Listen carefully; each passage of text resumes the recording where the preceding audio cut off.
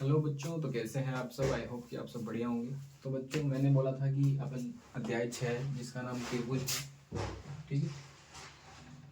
और इस त्रिभुज वाली प्रश्नावली के 2 प्रमेय हैं जो कि अपन सिद्ध करने वाले हैं।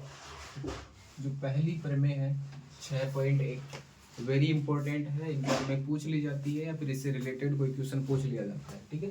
तो देखो, प्रमेय का जो कथन है वो क्या कहता है और ये अपने को किस प्रकार से सिद्ध करना है उस पर अपन चर्चा करने वाले हैं, ठीक है। तो ध्यान से सुनेंगे अपन। यहाँ पे देखो, जो प्रमेय है वो ये कहती है कि एक त्रिभुज है और एक त्रिभुज के अंदर अपन क्या करेंगे, यदि किसी त्रिभुज की एक भुजा के समांतर, त्रिभुज की एक भुजा के समांतर दो अन्य भुजा के समांतर अन्य 2 भुजाओं को भिन्न भिन्न बिंदुओं पर प्रतिच्छेद करने के लिए एक रेखा खींची जाए तो यह अन्य 2 भुजाएं एक ही अनुपात में विभाजित हो जाती है। मतलब कि कहा गया है कि अपने पास में एक त्रिभुज है और त्रिभुज के समांतर अपन एक रेखा खींचे डीई। अगर ये डीई रेखा खींचे तो ये जो डीई रेखा है इन 2 भुजाओं को क्या करेगी, बिल्कुल बराबर अनुपात में विभाजित करेगी। इस कथन को सिद्ध करना है, ठीक है। तो चलिए देखते हैं। सबसे पहले अपन क्या करते हैं, यहाँ पे दिया गया लिखते हैं कि जो भी अपने को दिया गया है, ठीक है। और जैसे जैसे मैं समझा रहा हूँ वैसे वैसे भी आप समझते जाएंगे, अपनी कॉपी में लिखते जाएंगे, ठीक है। देखो, सबसे पहले अपन लिखेंगे यहाँ पे, अपने को तो बोला गया कि BC समांतर, BC के समांतर अपन को क्या दी गई है, DE दी गई है, ठीक है। ये अपने को दिया गया है, ठीक है। और अपने को सीधे क्या करना है, सिद्ध करना है, ठीक है। जो भी सिद्ध करना है, देखो यहाँ पे अपन लिखेंगे कि भाई अपन अगर ये खींचेंगे इसके समांतर ये वाली खींचेंगे तो ये जो दोनों अनुपात है इनके बराबर मिल जाएंगे। अपन को ऐसा करना है तो अपन लिखेंगे क्या, AD का जो अनुपात है, इन दोनों का जो अनुपात है वो इस वाले अनुपात के बराबर हो जाएगा। तो अपन लिख देंगे क्या, DB, और ये किसके बराबर मिलेगा, AE अपॉन EC के अपने को मिलने वाला है। ये अपने को सिद्ध करना है, ठीक है।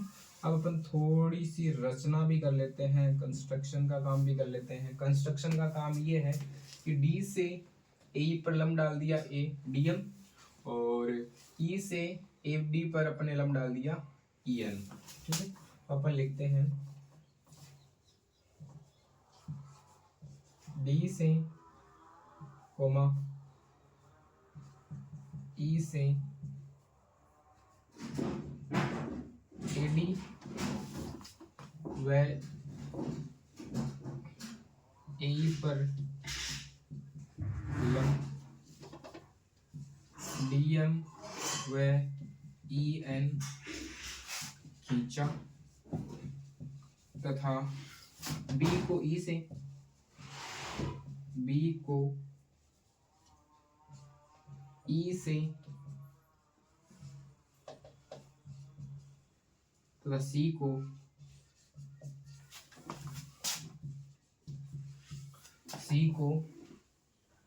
C को किससे मिलाने वाले हैं, C को D से मिलाएंगे, D से मिलाया। ये अपना रचना का काम हो गया, ठीक है। अब उत्पत्ति लिखते हैं। अब जो मेन चीज करने वाला काम है वो यहाँ पर होने वाला है। तो अपन लिखते हैं, चूंकि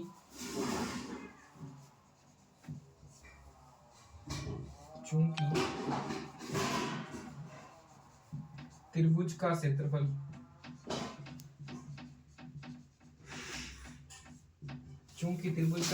क्या होता है बच्चों, 1/2 आधार गुणा ऊंचाई होता है, ठीक है। तो अब अपन क्या करने वाले हैं, अब अपन 2 त्रिभुज लेने वाले हैं जिनमें ये वाली भुजा और ये वाली भुजा आ जाए, ठीक है। ऐसे त्रिभुज अपन पकड़ने वाले हैं। देखो, अपन एक त्रिभुज तो लेंगे ADE, ठीक है, जिसमें AD अपने पास में आ जाएगा। और एक त्रिभुज अपन लेंगे DB वाला, तो अपन लेंगे DBE वाला ले लेते हैं, ठीक है ना। त्रिभुज AD और E का क्षेत्रफल ठीक है। देखो इसका अनुपात और इसका अनुपात चाहिए तो अपन क्या लिखेंगे, एडी का क्षेत्रफल बट्टे में त्रिभुज डीबीई का क्षेत्रफल। ठीक है, अगर इनको बट्टे में डीबीई का क्षेत्रफल तो अपने को ये भुजाएं अनुपात में मिल जाएगी। ठीक है, देखो 1/2 और आधार का मान क्या हो जाएगा इस वाले त्रिभुज के लिए, डी हो जाएगा। तो अपन लिख दें सॉरी, अगर अपन देखो इस वाले त्रिभुज को लें तो अपने पास में देखो ये तो हो जाएगी इसकी ऊंचाई और ये अपने पास में हो जाएगा आधार। तो अपन लिखेंगे क्या, एडी तो अपने पास में आधार हो गया, एडी आधार और ऊंचाई क्या होगी EN, और बट्टे में क्या लिखेंगे अपन, डीबीई का क्षेत्रफल, डीबीई का क्षेत्रफल। ठीक है, मैं इस वाले त्रिभुज को इस प्रकार से घुमाऊं तो देखो मेरे पास में आधार क्या मिलेगा, ये वाली भुजा आधार मिलेगी। तो डीबी में आधार लिख सकता हूँ 1/2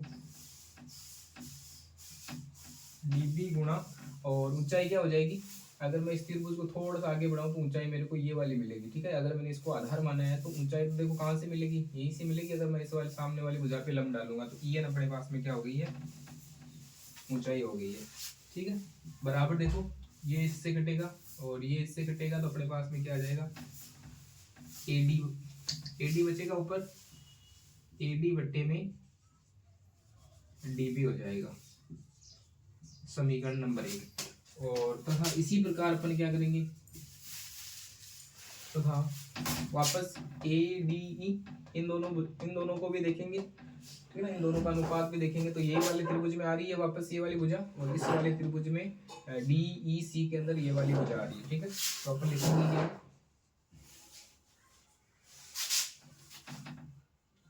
त्रिभुज ADE का क्षेत्रफल बट्टे के अंदर आ जाएगा त्रिभुज D और EC का क्षेत्रफल। ठीक है, दिख रहा होगा आपको, का क्षेत्रफल। ठीक है, वही हो जाएगा 1/2 आधार गुणा ऊंचाई। और देखो इसके लिए वापस अब देखो अपने को ये भुजा चाहिए ना, तो AE लिखेंगे अपन, AE को आधार मानेंगे, AE को आधार मानेंगे तो क्या हो जाएगा, AE अगर आधार है तो ऊंचाई ये वाली भुजा हो जाएगी, DM आधार हो जाएगी। ठीक है ना, DM लंब हो जाएगी, DM। और बट्टे में इस वाले त्रिभुज के लिए देखेंगे तो अपने पास में देखो EC तो अपने पास में आधार हो जाएगा और ये वाली ऊंचाई हो जाएगी। तो लिखेंगे क्या, 1/2 गुणा EC गुणा में DM। ठीक है, देखो इस वाले त्रिभुज को देखने की कोशिश करना आप लोग। तो अगर अपने पास में ये आधार है तो इसकी ऊंचाई ये वाली होगी। ठीक है, कि ये कितना ऊंचा है, ध्यान से देख लेना। इसमें भी जो कटेगा काटेंगे, ये वाला कटेगा और ये वाला कटेगा, तो अपने को क्या मिलेगा, AE बट्टे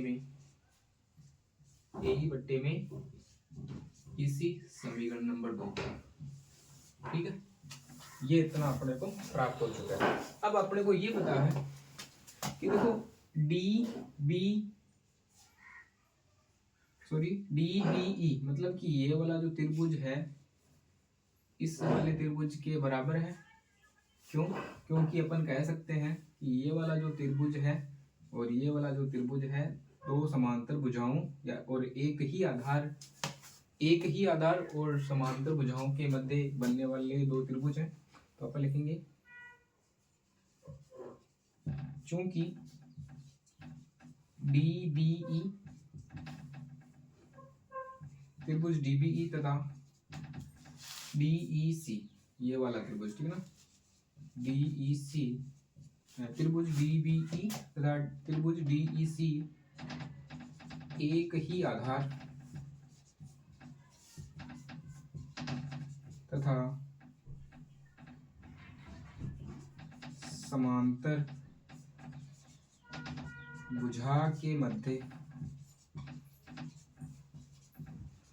बनने वाले दो त्रिभुज हैं। अगर एक ही आधार और एक समांतर भुजा हो तो उनके मध्य जो बनने वाले त्रिभुज होते हैं वो बराबर होते हैं। तो अपन लिख सकते हैं एरिया ऑफ त्रिभुज DBE बराबर होगा area of DECK, area of त्रिभुज DECK। तो अपन क्या कर सकते हैं, इसको समीकरण नंबर 3 दे देते हैं। अब देखो यहाँ पे अपने को ये पता लग चुका है, देखो इसमें देखो कि ADE और ADE का क्षेत्रफल तो ऊपर बराबर रहेगा, तो मतलब कि यहाँ से AD अपन ने लिखा चाहे AE लिखा, ऊपर का बराबर रह जाएगा। अब DEC बराबर है किसके, DBE के बराबर, मतलब इन दोनों का जो क्षेत्रफल है वो भी बराबर है, तो इनके जो अनुपात है वो भी बराबर होंगे। तो अपन लिखेंगे यहाँ पे समीकरण 1, 2 व 3 से डायरेक्ट क्या लिख सकेंगे अपन कि अगर इन दोनों का एरिया बराबर है तो इनकी भुजाएं भी बराबर होगी, तो अपन लिख देते हैं समीकरण 1, 2 व 3 से। और क्या लिखेंगे, ऊपर वाला तो त्रिभुज का क्षेत्रफल बराबर ही है क्योंकि दोनों सेम ही है, ऊपर वाले तो नीचे वाले भी मैंने सेम बता दिए हैं इस कारण से। तो अपन लिख सकते हैं यहाँ पर AD बट्टा में DB बराबर हो जाएगा आपका AE बट्टा में